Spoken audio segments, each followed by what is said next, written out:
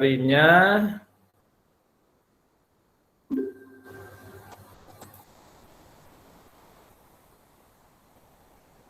Oke.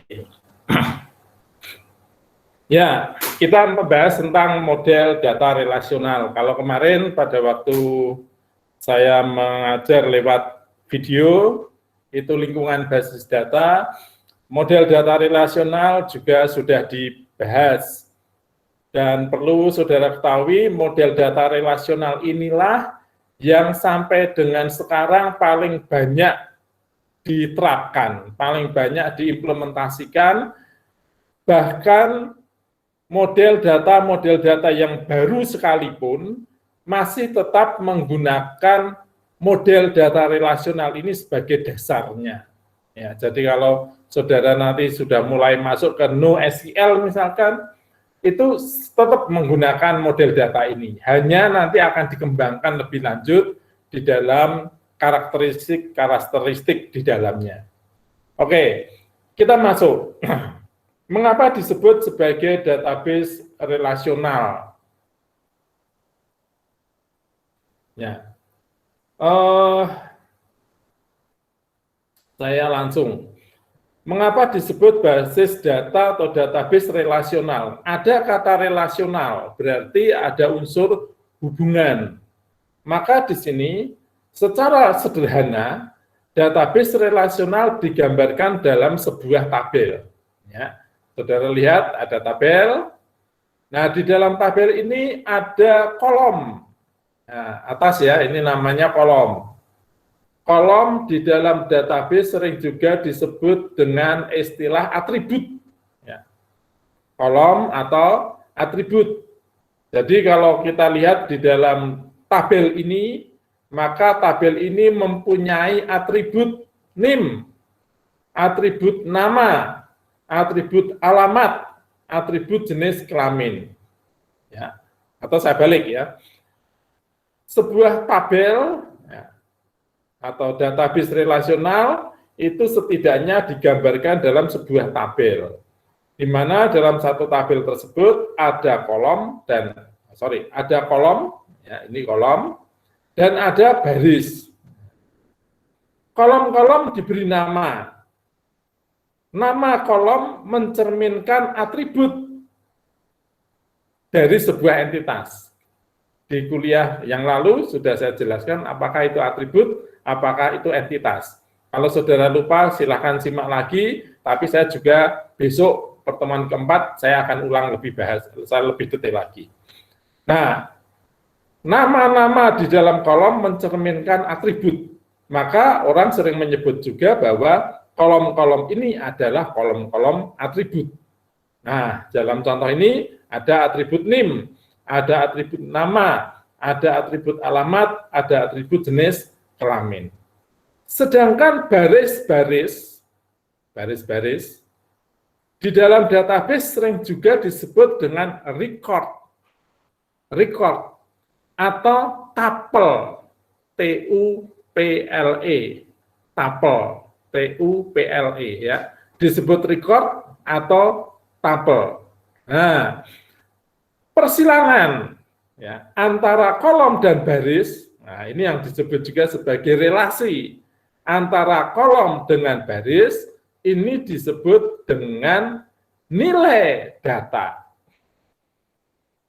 Paham ya? Nilai data. Jadi hubungan antara kolom dengan baris itu adalah nilai data. Jadi kalau dalam gambar ini contoh, ini nanti akan berisi nilai data dari alamat. Kalau kolom di sini, nilai data dari NIM. Ya. Jadi sekali lagi, baris di dalam database sering disebut sebagai record atau tuple. Ya. Nah, persilangan antara kolom dan baris adalah nilai data. Ya. Silakan kalau ada yang mau komentar atau bertanya lebih dulu, silakan. Langsung aja. Belum ya? Saya lanjutkan. Nah,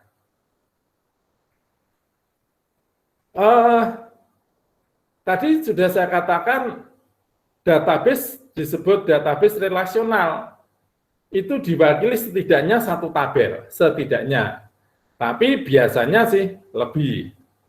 Ya. Jadi contoh dalam gambar ini sudah merupakan database relasional. Tapi mungkin juga diwakili lebih dari satu tabel. Nah, kalau di sini tergambarkan lebih dari satu tabel, maka mestinya harus ada relasi antar tabel tersebut.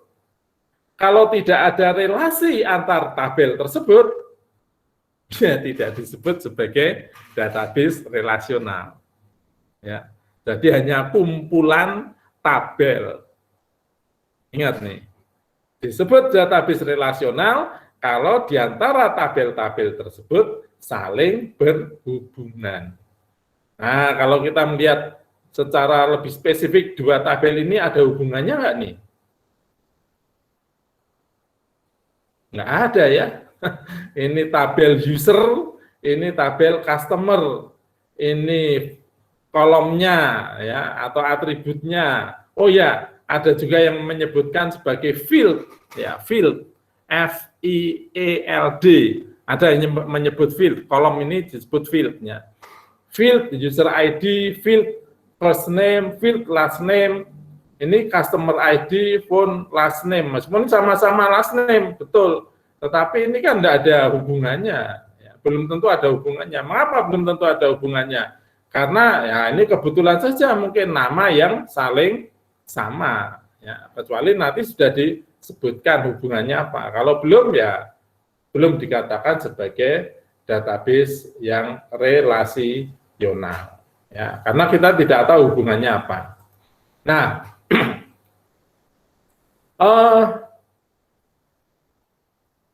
di dalam sebuah database relasional, maka ada karakter-karakter tertentu. Ya, ada karakter-karakter tertentu. Apa itu? Contohnya adalah tentang keunikan data. Keunikan data. Nah, contoh kita lihat dari dua tabel ini. Tabel ini dikatakan tidak relasional. Mengapa dikatakan tidak relasional? Karena di dalam kolom phone, ya, lihat di dalam kolom phone, ada lebih dari satu nilai data. Ini teleponnya ada dua nih. Ya, nomor teleponnya ada dua. Di dalam sebuah database tidak boleh. Ya. Jadi setiap pertemuan baris dan kolom atau nilai data harus hanya bernilai tunggal. Oke ya. Oke. Nanti akan ada syarat-syarat yang lain. Kita supaya tahu dulu aja.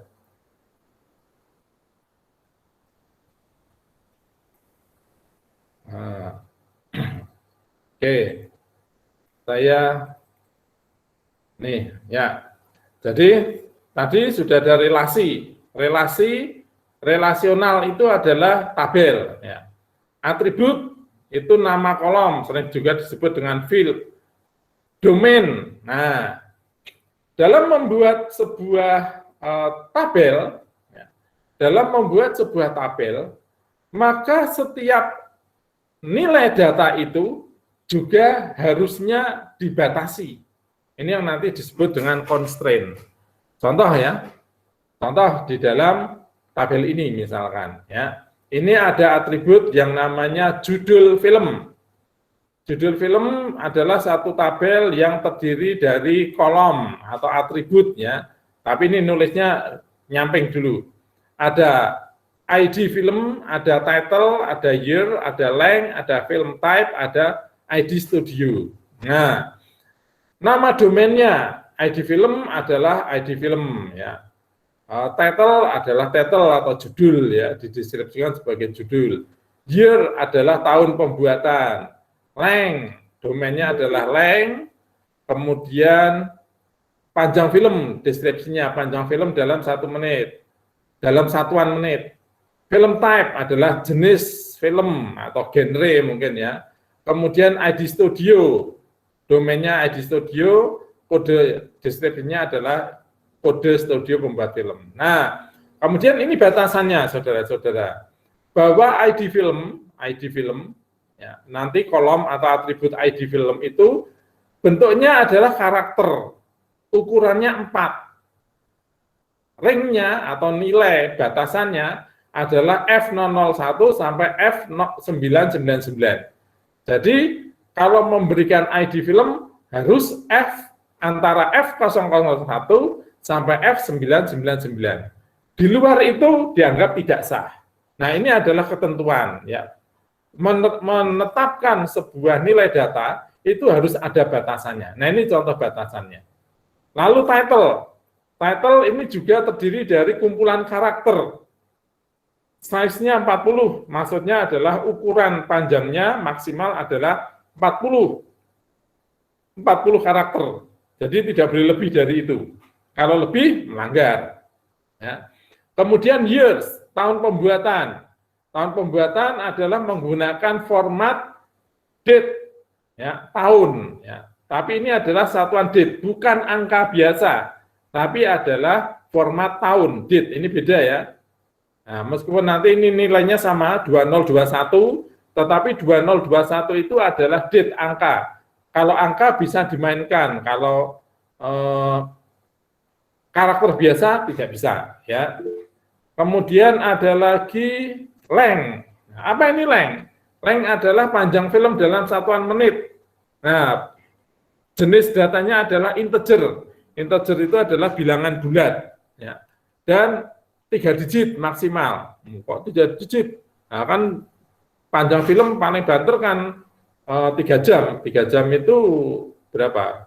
3 kali 60, 180 menit. Mana ada yang lebih dari 1000? Yang sampai 1000 itu kan nggak ada ya. Film terlalu lama itu. Oke. Kemudian jenis film. Nah, jenis film adalah datanya berupa kumpulan karakter, ukurannya 20. Ya. Nah, syukur-syukur ini nanti diberi kode, karena jenis film bisa saja diberikan kode supaya apa? Supaya penulisannya cepat dan tidak berubah-ubah. Ya. Kemudian ID Studio. Nah, ID Studio atau kode studio, kode tempat pembuatan film, berupa karakter, ukuran 6, ringnya adalah STD 001 sampai dengan STD 99. Jadi kalau nanti seseorang itu akan mengentrikan ID Studio, maka nilainya sudah dibatasi, formatnya harus sama seperti ini. Di luar dari ini, dianggap tidak sah.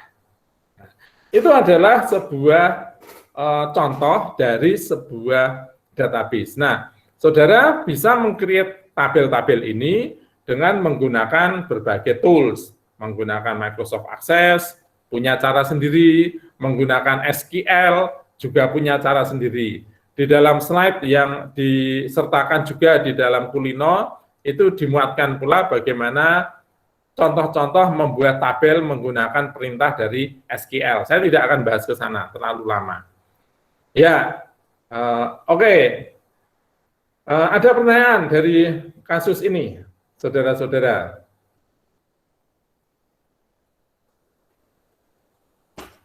Ada yang mau bertanya? Kalau tidak ada, saya lanjutkan lagi. Ya, saya ganti slide ya. Nah, ini saudara-saudara, ini saya mempunyai tabel. Ada yang mengatakan ini adalah relasi, gitu ya. Ini adalah relasi. Saudara lihat ya presentasi saya. Nah, ini lihat. Oke, sebelum ini dulu ya. Sebelum ini kita lihat dulu. Adakah keanehan yang muncul dari tabel ini? Nah, mungkin pertanyaannya itu. Adakah keanehan yang muncul dari tabel ini? Silakan. Ada yang mau komentar? Halo, silakan. Siapa yang mau komentar? Adakah yang keanehan yang saudara lihat dari tabel ini? Silakan. Tidak urut, Pak. Tidak urut. Boleh. Langsung saya jawab. Jawabannya tidak harus urut.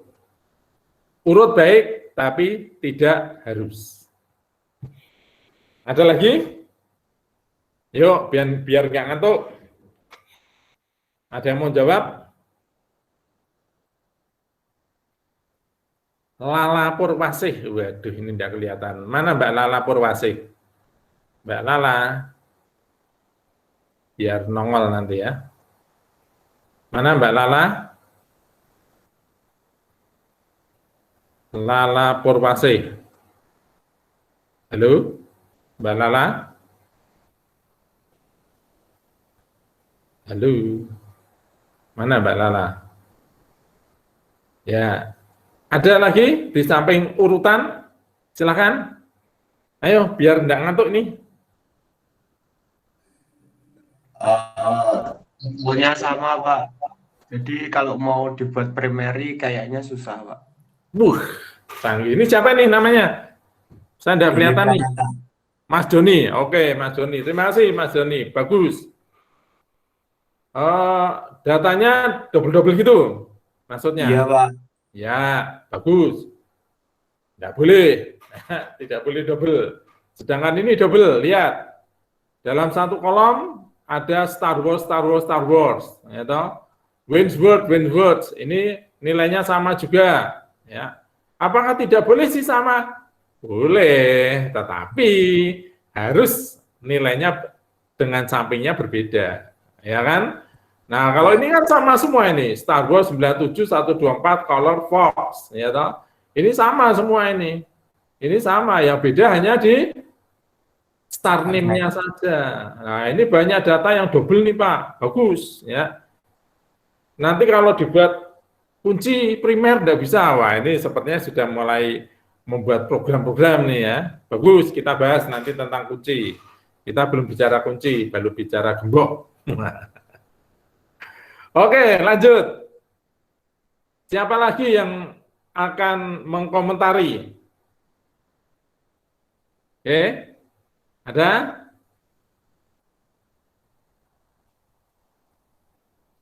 Ada? Ada lagi?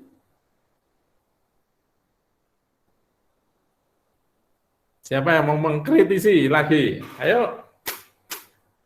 Tadi urut sudah, datanya double, enggak boleh. Oke, bagus. Memang enggak boleh double. Apalagi?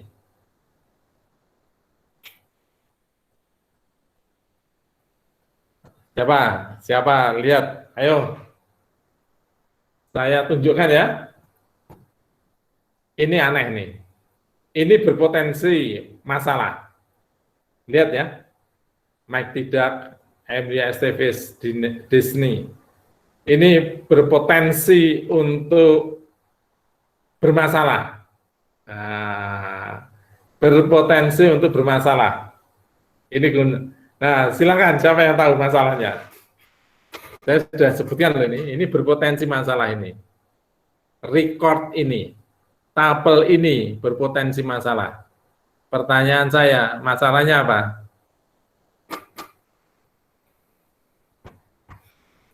Ayo, siapa mau mencoba menjawab? Apa masalahnya? Ya. Kalau bintang film Emilio Estevez mati, ya, kalau bintang film Emilio Estevez mati, lalu ini dihapus,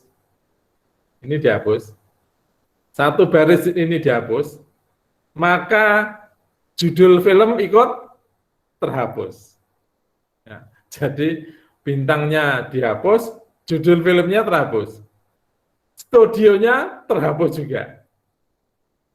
Nah, ini tidak boleh, ya. Jadi tidak boleh karena kita ingin menghapus nilai dalam satu kolom, maka ini ikut terhapus. Nah, mungkin saudara ada yang bertanya, Loh Pak, yang dihapus ininya saja toh Pak. Kalau begitu ini kosong, nggak ada bintangnya. Yang benar Mas, film kok nggak ada bintangnya, ya nggak boleh.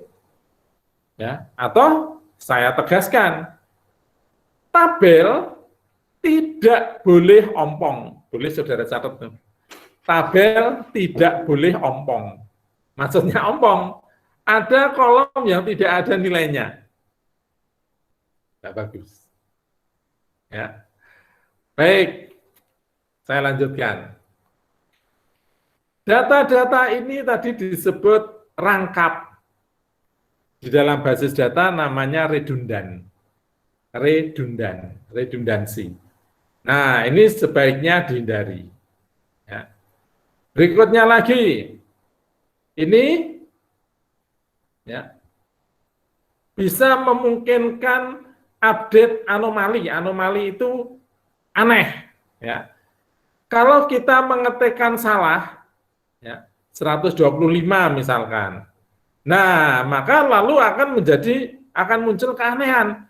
Loh, film Star Wars ini yang diproduksi tahun 1977, ini durasinya atau panjang filmnya 124 menit atau 125 menit. Kalau kita salah ngentri, maka ini akan memungkinkan terjadi anomali, yaitu update informasi pada satu tabel yang tidak mengubah bentuk tabel yang lainnya. Ya, jadi ini akan membuat aneh datanya, anomali itu aneh. Oke. Nah, ini tadi yang saya katakan. Kalau data ini dihapus, semuanya akan terhapus. Nah, ini yang disebut dengan delete anomali. Ya, jadi tadi sudah ada beberapa anomali. Yang pertama redundansi, yang kedua update anomali, dan yang ketiga adalah delete anomali. Ya. Nah, demikian pula kita juga akan memungkinkan bermasalah kalau kita, ya ini contoh tadi ya, kalau ini dihapus, akan terhapus semuanya. Nah, selanjutnya, muncul masalah apa lagi di sini? Kita lihat. Kalau kita akan menambahkan data, ini nambah data baru, Star Wars 77, kita keliru ngetikkan MGM. Nah, ini sama dengan yang tadi di sini, 125 misalkan. Ini MGM akan menghasilkan anomali, ya. Insertion anomali. Ya. Saat kita menambahkan data, memungkinkan terjadi kesalahan data. Karena yang memproduksi Star Wars, film Star Wars ini sebenarnya adalah Fox, bukan MGM. Nah, ini menjadi beda dengan data yang di atasnya. Ya. Ini adalah delete anomali. Ya. Nih, jadi yang benar itu yang mana? Adalah tentang Fox ini. Gitu.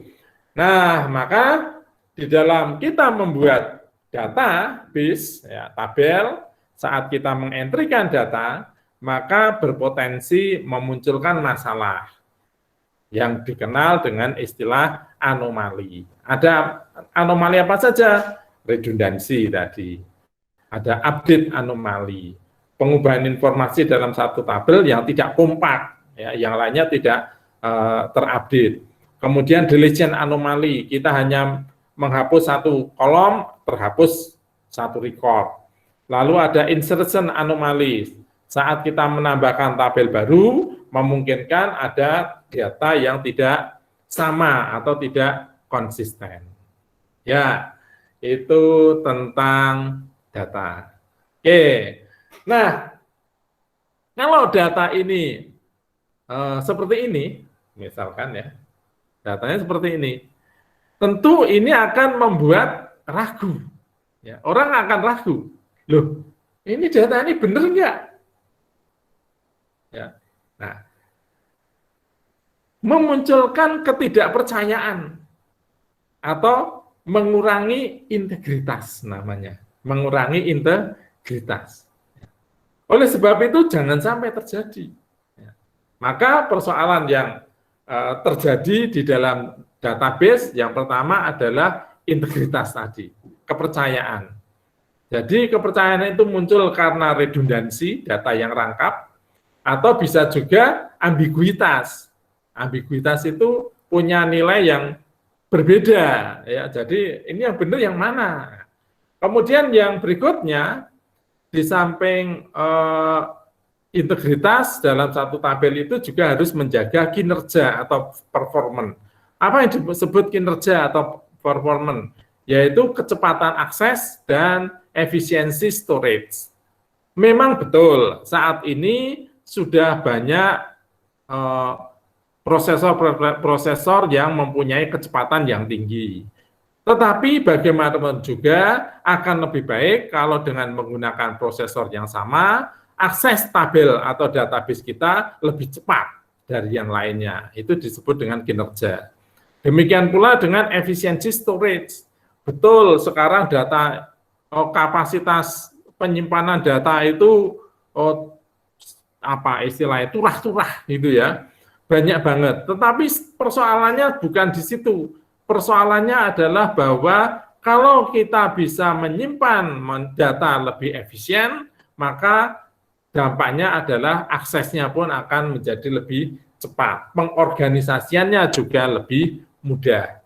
Itu hubungannya dengan storage. Nah, berikutnya lagi adalah bahwa satu tabel harus bisa di maintenance, dirawat. Apa sih kegiatan merawat itu? Merawat database itu ada 3, bisa mengupdate, mengubah data, bisa mendelete, menghapus data, dan bisa juga menginsert, menambahkan data. Tetapi persoalannya tetap sama. Saat kita melakukan update, saat kita melakukan delete, saat kita menambah data, maka tidak boleh terjadi permasalahan dengan integritas. Oke,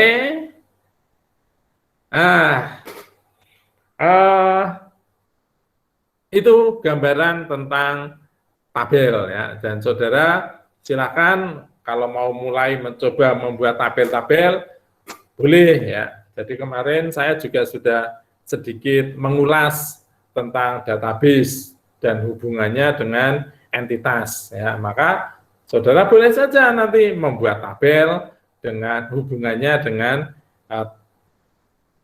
database yang akan saudara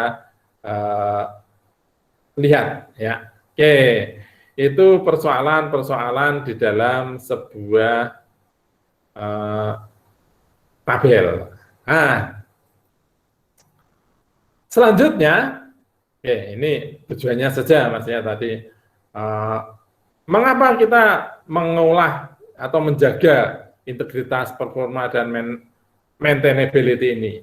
Maka kita akan untuk mendapatkan tabel yang baik atau database yang baik. Ya. Database yang baik. Jadi database yang baik, tidak ada database yang salah.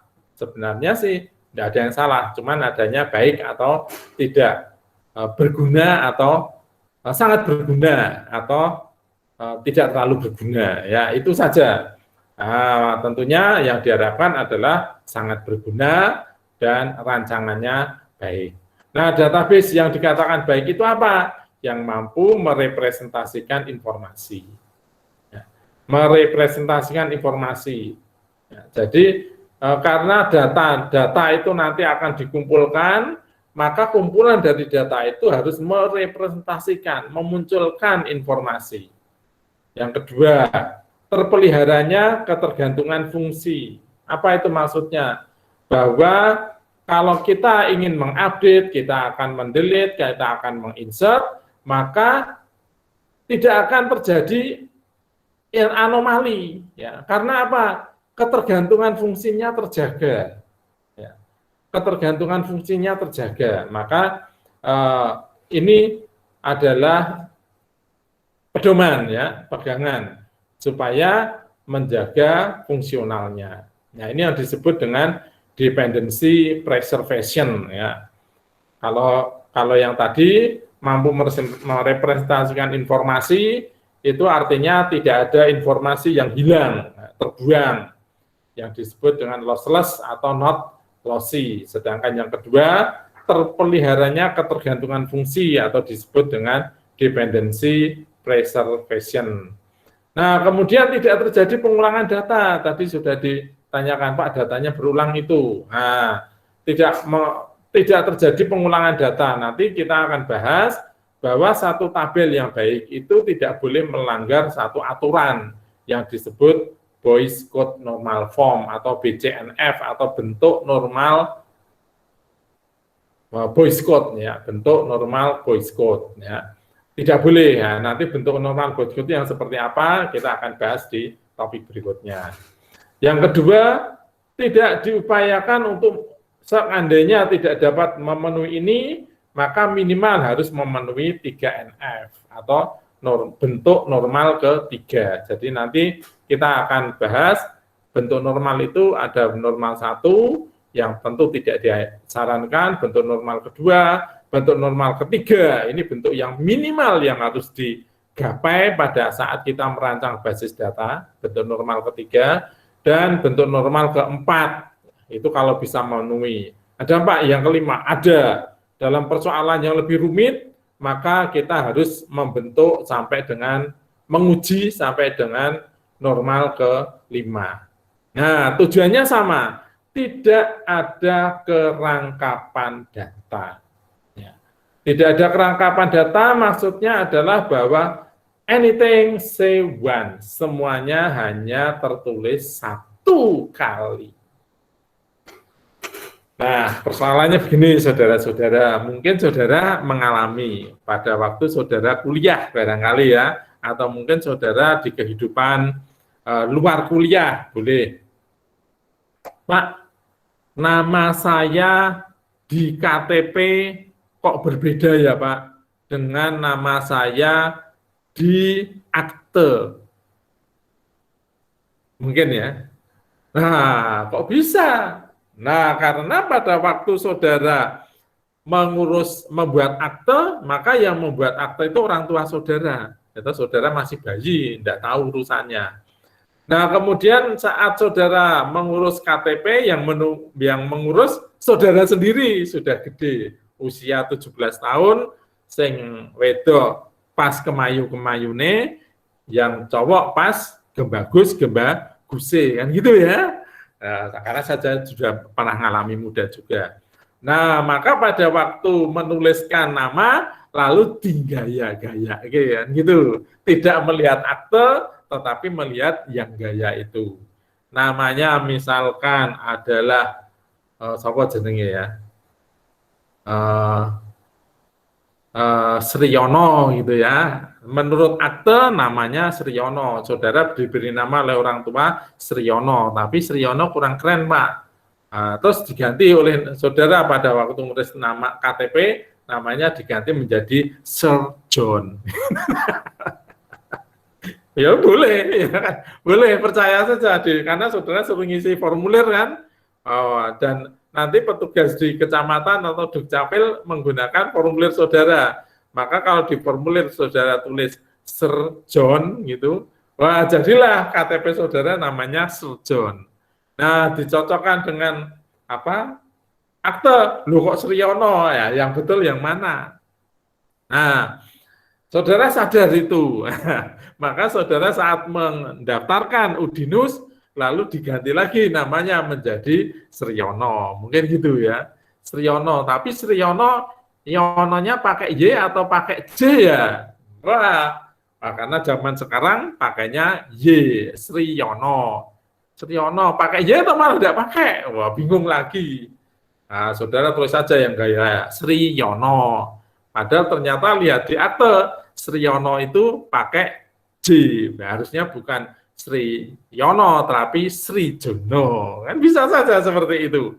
Nah, karena kita terlalu banyak tempat entry. Di sini entry, ngurus apalagi entry. Nah, karena kita sering mengentry, maka bisa terjadi ini, redundansi itu. Dan ketidakkonsistenan, datanya saling berbeda. Itu buruknya. Oleh sebab itu, kalau pemerintah ingin melakukan pengintegrasian data, harapannya adalah Sewans itu, ya, menulisnya juga sekali. Jadi kalau nanti sekarang sudah mulai ya, seperti di Dukcapil itu sudah mulai. Jadi kalau saudara ingin mengubah data, nah, yang sebagai acuan adalah akte memang. Tapi kalau memang aktenya yang bermasalah, ya, karena akte itu kan memang saat lahir namanya siapa. Nah, itu yang paling benar namanya ya di akte itu. Nah, kalau memang aktenya yang salah, saudara lewat pengadilan mengubah akte. Ya, kalau mengubah akte harus pengadilan. Begitu akte dirubah, maka Dukcapil akan mengentrikan nama saudara dengan nama yang baru sebagai hasil keputusan pengadilan tadi. Nah, dimunculkan akte yang baru. Nah, sekali dimunculkan atau sekali dituliskan di data Dukcapil, maka muncullah itu menjadi KTP, lalu diharapkan seluruh instansi yang ingin mendapatkan data nama saudara, maka harus dilingkan dengan data yang ada di Dukcapil. Sehingga tidak ada lagi entry nama dan segala macam. Nah, kalau terjadi seperti itu, maka jadilah sebuah kekonsistenan itu sangat dimungkinkan. Ya, jadi persoalannya di situ. Nah, tapi masih terjadi karena belum terintegrasi dengan baik. Ya, belum terintegrasi dengan baik. Tapi kalau ada yang kemarin juga ada mahasiswa yang komplain, Pak, data saya, IP kumulatif saya yang ada di transkrip dengan yang ada di isi adin kok beda ya Pak? Oh, kok bisa ya? Nah, ternyata pasti ada penyebabnya. Apa? Oh, ternyata saudara minta transkrip itu kecepatan. Masih ada beberapa data nilai yang belum diupdate oleh TU, maka belum merubah data yang IP yang benar. Ya, jadi kalau nanti itu sudah diubah, maka datanya akan sama lagi. Ya, itu persoalan yang lain lagi. Ya, oke, itu tentang database relasional. Nah, persoalan yang lain adalah, Pak, untuk menyelesaikan data yang tadi seperti apa, Pak? Nah, ini ya, kita kembali ke data ini. Nah, untuk menyelesaikan data ini yang rangkap, caranya gimana, Pak? Maka jawabannya sebenarnya ya cuma satu jawabannya. Apa jawabannya? Kalau terjadi kerangkapan data, maka lakukanlah pemecahan tabel. Ada itu. Ya, kalau nanti saudara merancang basis data, lalu masih terjadi kerangkapan data, maka cara menyelesaikan adalah apa? Lakukan pemecahan tabel. Nah, tabelnya dipecah, tabelnya dipisah. Itu selalu seperti itu. Itu kuncinya di situ. Nah, istilahnya adalah istilah kerennya didekomposisi. Jadi jawaban yang keren tadi terhadap pertanyaan Pak, bagaimana kalau terjadi kerangkapan data? Didekomposisi. Paham ya? Nah, contohnya ini, lihat di slide ini. Ya, tabel yang tadi seperti ini, ya, tidak berubah. Oke. Nah, bagaimanakah untuk menghindari ini? Kita dekomposisi, kita pecah. Kita pecah menjadi apa? Kembalikan lagi ke entitasnya. Nah, di dalam tabel ini, di dalam database ini, boleh dikatakan begitu, ada entitas apa saja. Nah, ini cermat-cermatan. Ya, cermat-cermatan. Ada entitas daftar film. Ada entitas nama studio. Ya, toh? Ada entitas bintang film. Jadi ternyata tabel film ini bisa kita pecah, ya, atau terdiri dari 3 entitas. Apa? Daftar film, studio film, dan nama bintang filmnya. Nah, ya sudah, kita pecah saja. Daftar film ya isinya hanya murni tentang film. ID film, title, tahun pembuatan, panjang dalam satuan waktu, menit, ya. Kemudian film type atau jenis film. Ya, kalau ini jenis filmnya ternyata bukan genre, tapi film berwarna atau film hitam putih. Ya. Oke, lalu ada studio name. Nah, ini adalah entitas studio. Entitas studio itu apa? Ya sebenarnya bisa kita lengkapi, tapi minimal dari sini ada studio name, maka ada kode studio. Ya.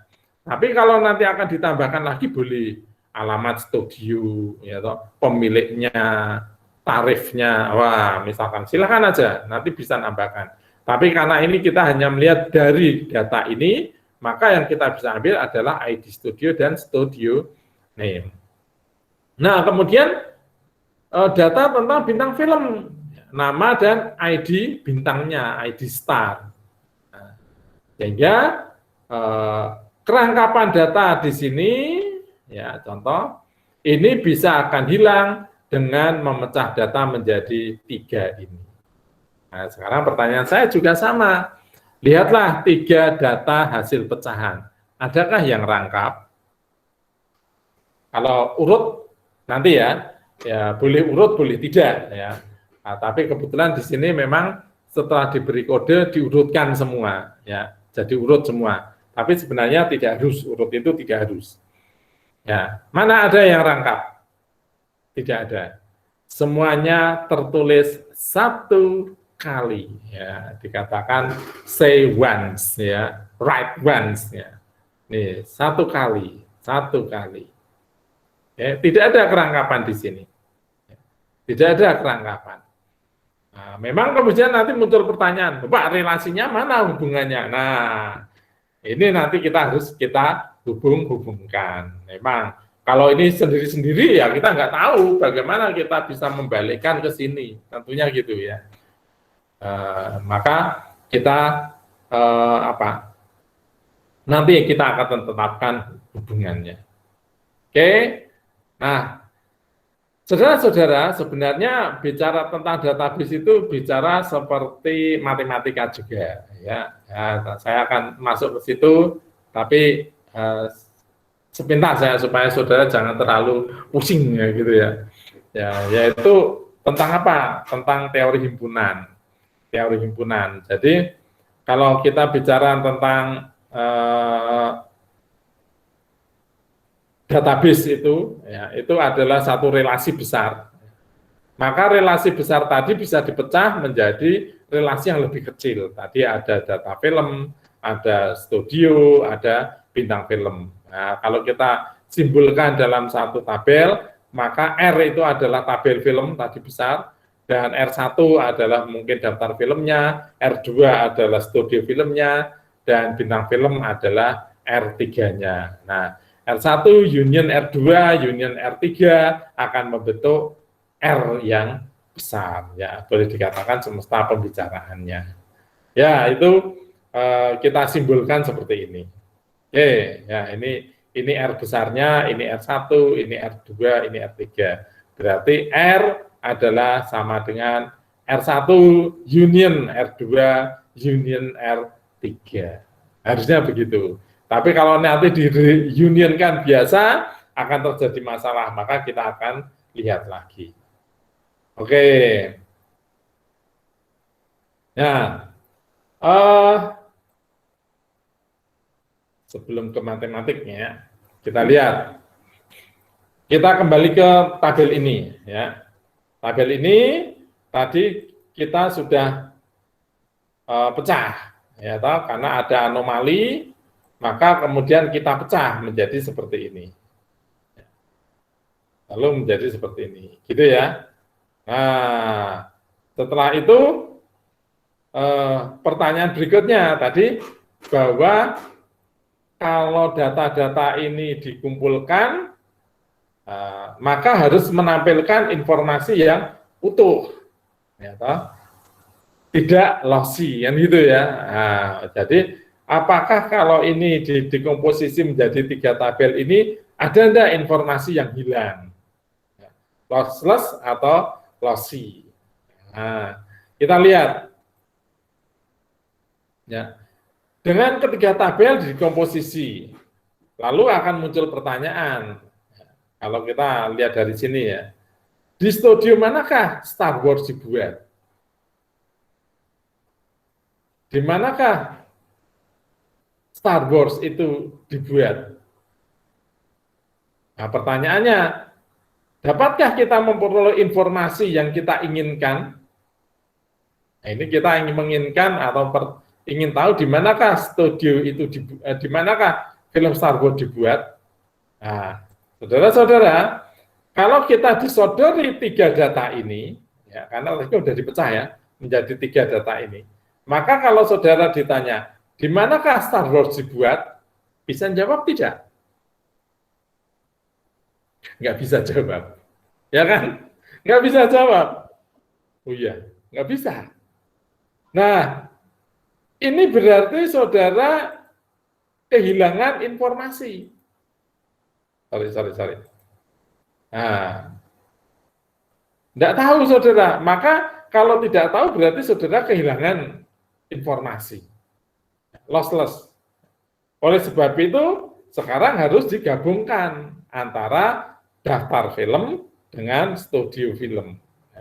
Kalau kita menggunakan menggabungkan daftar film dan studio film, maka jadinya seperti ini.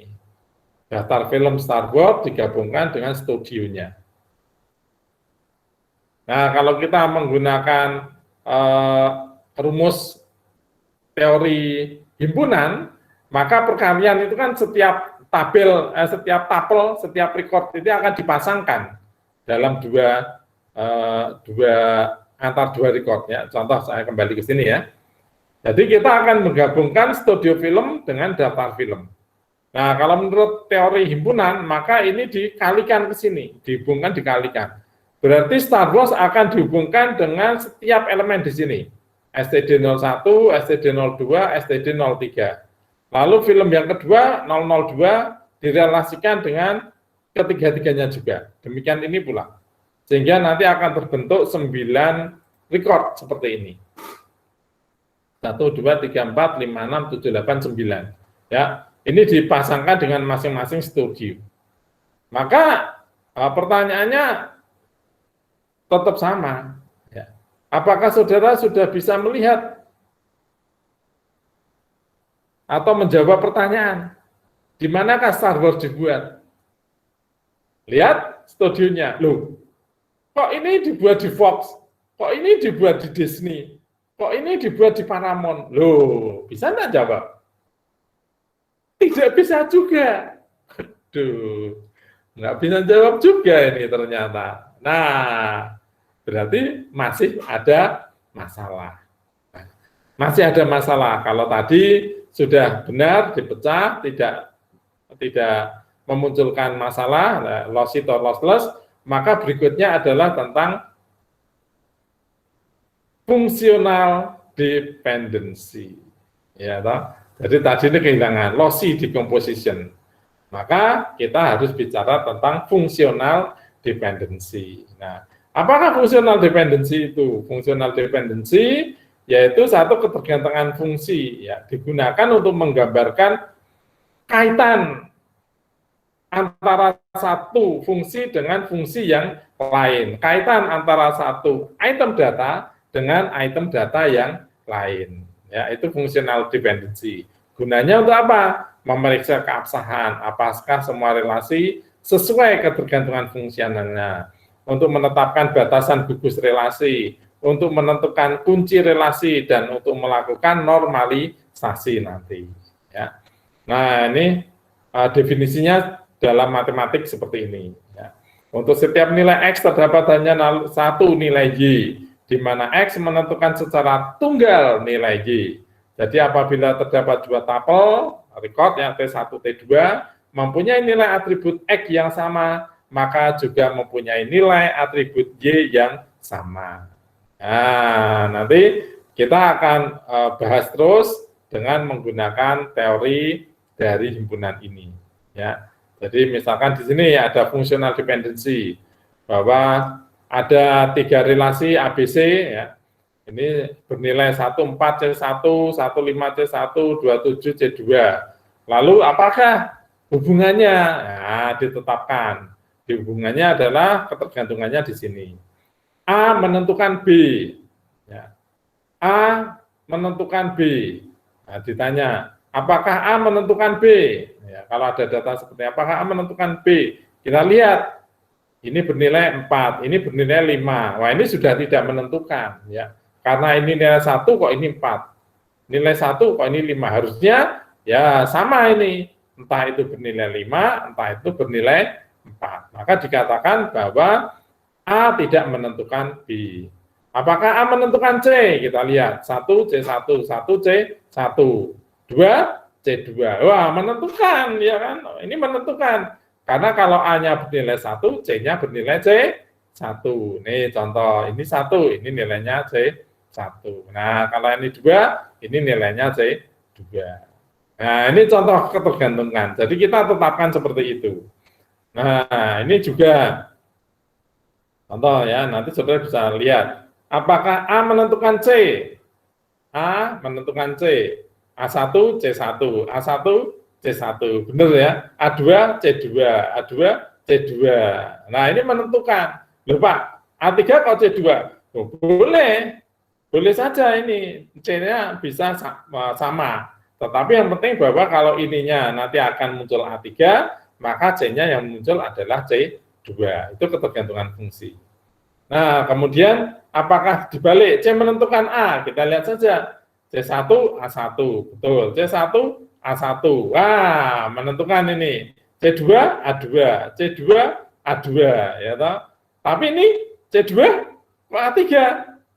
Nggak boleh. Harusnya C2 bernilai A2 juga. Maka ini A menentukan C, ya, tapi C tidak menentukan A. Ya, nah, demikian pula nanti kita juga bisa membuat gabungan-gabungan ini. Nah, itu yang disebut dengan fungsional dependency. Oke, ya. Ya, nanti bisa cari sendiri. Nah, kita cari ke sini. Nah, dengan adanya data atau tabel tadi, maka kita juga harus menentukan ketergantungan fungsi itu. Apakah ID film menentukan title? Ya, kita lihat 01, 01, 01, 01. Oh iya. Apakah ID star menentukan studio name? ID star studio name. ID star menentukan studio name. Apakah ya? Jawabannya? Nah, mana ada yang sama ini ya? Ada ya, SCR 01, SCR 01. Oh ya, menentukan nih. SCR 6, tapi SCR 05 Paramount juga. Nah, ini tidak boleh ya, harusnya sama. Oke, berarti ini tidak menentukan. ID film, ID star, apakah menentukan star name? Cari saja sendiri. Ya. Nah, itu adalah beberapa aturan nanti di dalam membuat tabel. Ya, supaya tidak terlalu pusing ya, tidak terlalu pusing. Sampai di sini dulu. Silakan kalau ada yang mau tanya. Tidak ada. Baik, tidak ada. Saya memang memberikan materi itu singkat-singkat dulu. Nah, kita ketemu minggu depan. Nanti kita akan bicara tetap relasional model, ya. Tetapi menggunakan simbol. Nah, kalau sekarang saudara sudah tahu bahwa kita akan berhubungan dengan tabel, dan saudara sudah bisa membuat tabel itu, tapi syarat membuat tabel apa, tadi sudah saya bahas, maka besok kita akan memodelkan tabel. Karena terkadang tabel menjadi terlalu sulit kalau dibuat langsung. Kadang kita harus memodelkan database itu dengan simbol. Maka minggu depan kita akan ketemu lagi untuk membahas khusus tentang ER model entitas relasional. Gitu ya. Baik, saya akhiri pertemuan pada siang hari ini. Selamat siang, sampai bertemu minggu depan. Jaga kesehatan, tetap bahagia. Ya, selamat siang. Siang, Pak. Siang, Pak. Siang, Pak. Terima kasih, Pak. Siang, Pak. Terima kasih. Pak. Yosua ini udah mulai pusing ya. Nah, Siang, makanya Pak. saya Lumayan, tinggal Pak. dulu. Kurang Ya, air putih ya. juga, Pak. Terima Kenapa? kasih, Pak. Yuk, ya. Maaf Pak, izin bertanya Pak. Silakan. Untuk presensi itu yang di forum atau yang di mana? Tetap kamu presensi di forum. Di forum ya Pak. Ya. Oh, Oh, sebentar. Ya. Oh, di forum ada pertanyaan ya. Sebentar. Jangan Iya, Pak. keluar dulu. Ya, saudara. Terima kasih saudara mengingatkan saya. Iya sama-sama Pak. Ini. Ya, tolong dicatat. Ya. Jadi untuk forum ya. Untuk forum pertanyaannya ini. Diketahui tabel. Oke. Ya. Nah, saya slide show aja ya. Nah, diketahui tabel. Oke. Lalu pertanyaannya, tentukan jumlah tapelnya, tentukan jumlah fieldnya, dan tentukan primary key-nya. Saya belum bahas primary key, tetapi silakan saja saudara mengira-ngira. Tentukan jumlah tabelnya, tentukan jumlah fieldnya, dan tentukan primary key-nya. Ya, jadi saudara lihat tabel ini. Ya, mungkin yang mau dicatat silakan. Ya, tabel ini isinya ya P1 Jan 62 Ju P4 FEB 65 ya. Kemudian pertanyaannya adalah tentukan jumlah tapel dalam tabel ini. Tentukan jumlah tapel. Yang kedua, ya. Maaf Pak, berarti yang K-nya itu enggak ya Pak? K-nya kamu jawab boleh enggak apa-apa. Oh, berarti Kalau ada yang mau jawab, tapel sama filenya ya Pak? ya. Yang kedua, tentukan jumlah field-nya. Tentukan jumlah field-nya. Yang kedua. Yang ketiga, tentukan primary key-nya atau kunci utamanya. Nah, kalau saudara mau jawab silakan, enggak juga silakan ya. Tapi yang penting dua itu dulu. Pak, Oke. rekamannya nanti langsung diupload atau gimana, Pak? Pertanyaannya langsung ditulis di forum aja. Kan Enggak, ini cuma jawab aja. Rekaman meet-nya. Oh, rekaman ini nanti akan saya lewatkan di YouTube ya. Saya upload ke YouTube ya. Baik, Pak. Oke, ini pertanyaannya. Oke, ada yang lain yang mau ditanyakan? Tidak, Pak. Oke, cukup ya. Sudah cukup Pak. Baik, kalau cukup Pak, terima kasih. saya akhiri. Selamat Baik, Pak. siang. Terima kasih atas perhatiannya. Siang, Pak. Ya Pak, terima kasih Pak. Selamat siang, Siang, Pak. Pak. Selamat siang. Terima kasih, Selamat Pak. siang. Kembali Siang, Pak. sama-sama. Saya live ya. Ya, Pak. Iya, Pak. Pak. Terima kasih, Pak. Assalamualaikum.